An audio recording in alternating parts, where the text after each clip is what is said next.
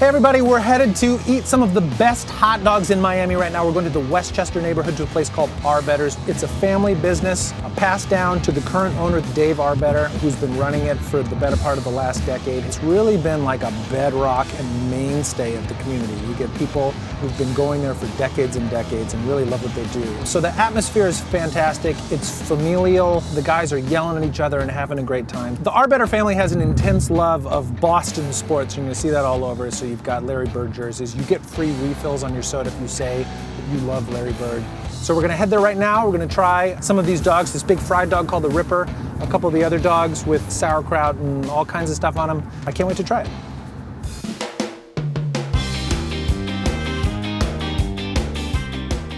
My parents met when my dad was at University of Miami. The first date they ever went on, my dad was so obsessed with hot dogs. He wanted to always own a hot dog place ever since he was little. They met and they went to a hot dog place. And that place had been there since like the 30s in Miami. And it was downtown. It was there even when I was a kid in the 70s. But my dad loved it, my mom loved it, and that's what they wanted to do, and that's what they did. They opened a hot dog place. This place really seems to mean a lot to a lot of people in the neighborhood. People who've been around, people who remember coming here when they were kids, when they were students. Our family just had the kind of personality where in the 50s and 60s, we weren't rich. We didn't make a lot of money, but we made a lot of friends. Yeah. And that old saying where, you know, you're rich in friendship, that's what we have here. And it's no joke. I take it very seriously because the people care about our place and we truly care about them, and you don't get this scenario anymore. When my brother had it, the day after Hurricane Andrew, they gave away free food. Anybody came in, you got free food. And they did that for like 2 days. They did it again after some other, storms that we've had over the years. And when you do that kind of thing, and then you actually make friends with the people, and you get to know them over 30, 40 years.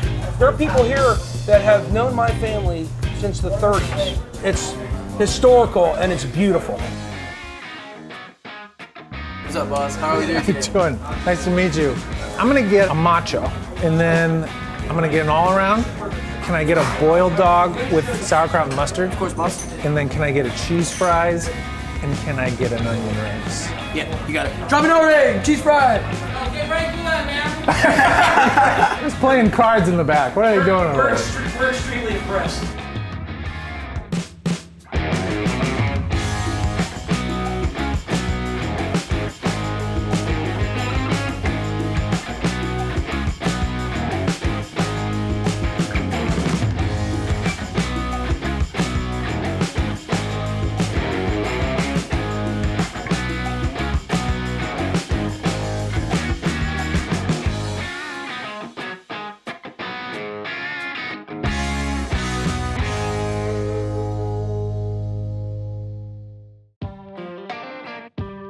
This is a deep fried hot dog. And what happens when you have something that has a lot of moisture and you drop it into hot oil? It's like the Incredible Hulk. It's Bruce Banner, and suddenly it's and the thing just explodes into this flavory goodness. And then it's covered in chili and cheese. I gotta say, that's a pretty good dog. This is a nice, big, quarter-pound all-beef dog. And yet it's not like you're biting into a thick, juicy steak. It's junk food. It's super high in sodium. It's so salty and fatty, but it's in a good way. I mean, you can have junky bad, junky good, and a good hot dog is junky good. There's like a little bit of that sense memory going on for me. 5 years old, going to a White Sox game, having my first hot dog. Difference between a fried hot dog and, say, a boiled hot dog, which we have right here. This is gonna be a mixture of beef and pork, okay? And this is onion relish mustard. This is a pretty classic way to enjoy a hot dog. And this is good too. It does have a slightly more processed taste than the beef one does, I would say. I would take an all beef dog over the all meat dog. The first time I came here, I was about 16. And is the place changed a lot since then, or is it kind of the same? Or no, okay. The place has not changed. It's awesome. That's what we like about it. We want it to stay the same. Obviously, it's changed in that they paint the outside, they change the awning, but the thing that we like about it is that it hasn't changed. My husband and I met playing tennis. When I met him at the tennis courts, one of the things that he asked me is, would you like to go to Arbetters? And I told him, yeah, I love Arbetters. And he says, oh, awesome because Arbetter's is not all that expensive. It's really great to hear that this place is such a loved place in the community and for you Yeah. personally. Oh, and we've brought our kids here. We've It's been like married 35 years. Stepping into a time capsule whenever you come back. I love it. It's it's home.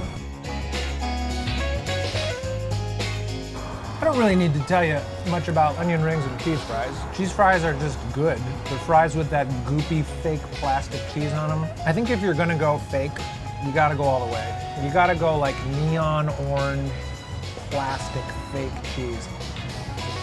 Otherwise, you're just kidding yourself. Onion rings, they cut them by hand. They're nice and crispy. The outside adheres well to it. I'm just gonna eat this kraut dog real quick. Nice tangy, sour sauerkraut on that very salty dog. To recap, this place is just about memories.